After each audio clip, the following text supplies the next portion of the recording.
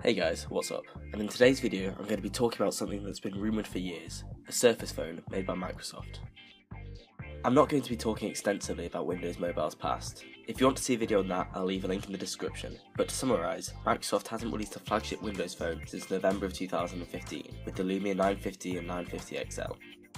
And there have certainly been many issues with the platform in the past. But how can Microsoft reinvent the category in the same way they did with the tablet laptop industry? And when will we see it released? And most importantly of all, should Microsoft even attempt to make it a phone again?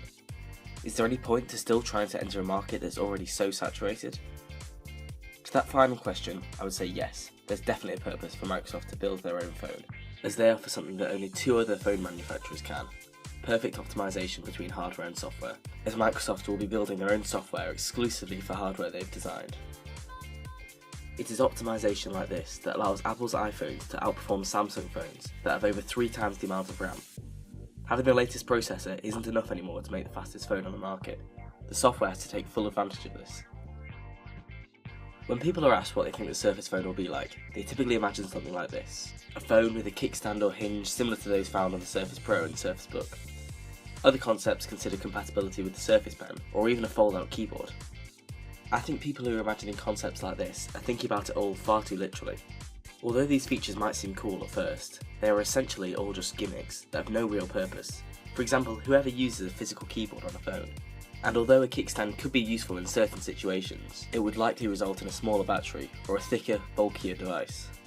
Don't get me wrong, I'm not saying that design isn't important. I just think that instead of spending millions in R&D on flexible screens and other such gimmicks, Microsoft should design a phone that's the same aesthetic appeal as the rest of the Surface line, but place the majority of their efforts in the area that needs the most work: the software.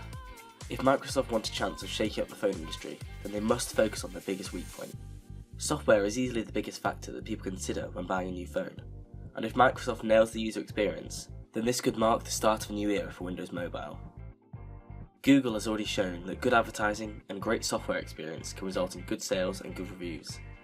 Take the Pixel for example, a phone that launched at the end of 2016 without IP67 water resistance, a bezel-less design, stereo speakers, or even dual cameras, features that most competitors at the time had.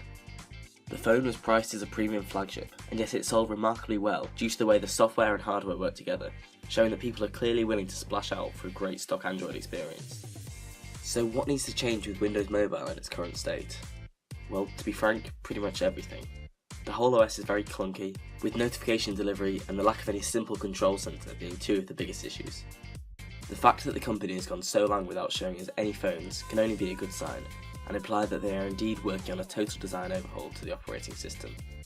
But even if Microsoft comes out with a shiny new operating system that is praised by many, we will still have one major issue: app support. This was easily the biggest problem with Windows Mobile. There are so many missing apps from the Windows Store. None of the Google services were available.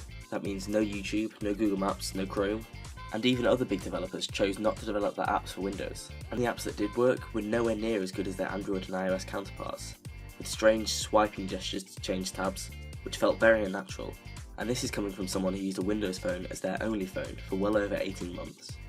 So let's imagine that the best case scenario happens. Microsoft launches a Surface phone, and app developers begin to create apps designed for the new hardware. What would the effect of this be on the rest of the industry? Well, for one, it would mean that Microsoft's ecosystem would be up there with Apple's, as both would deliver first-party phones and laptops, built and designed in-house, running software that has been designed specifically for this hardware, offering exceptional compatibility between devices within the ecosystems. This is the dream at least. Whether the reality will be quite like this, only time will tell. But what do you think Microsoft should focus on with the Surface phone? Let me know in the comments, and if you're after more phone videos, why not check out my recent countdown judging every iPhone released. I also want to give a shout out to my friend Nico. Check out his recent video comparing the new Surface Pro to Apple's iPad Pro. Thanks for watching, and I'll see you guys in the next video.